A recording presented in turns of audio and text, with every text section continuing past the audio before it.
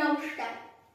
আজ ছন্দের জাদুকর কবি সত্যেন্দ্রনাথ দত্তের প্রয়াণ দিবস। তাকে শ্রদ্ধা জানিয়ে আমার আজকের নিবেদন ঝর্ণা।